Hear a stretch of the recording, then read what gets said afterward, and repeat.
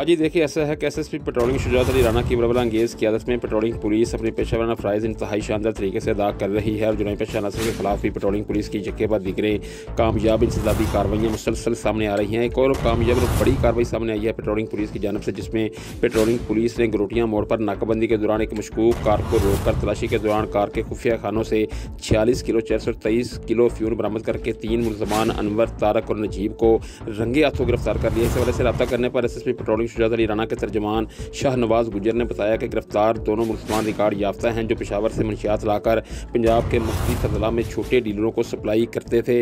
मुलजमान से पकड़ी जाने वाली मंशियात की मालियत 1 करोड़ रुपये से ज़ायद है। मुलजमान के खिलाफ मुकदमा दर्ज कर लिया गया है और इनसे मज़ीद तफ्तीश की जा रही है। दूसरी जानब एक बार फिर बेहतरीन कारकर्दगी का मुजाहरा किया गया है, जिस पर शहरियों ने एसएसपी पेट्रोलिंग शुजात अली राना और इनकी टीम की जुराइम की बेचकनी के हवाले से की जाने वाली मुसलसल और संजीदा काविशों पर इनको भरपूर खराज तहसीन पेश किया है और इनसे इजहार तशक्कुर किया है। जी।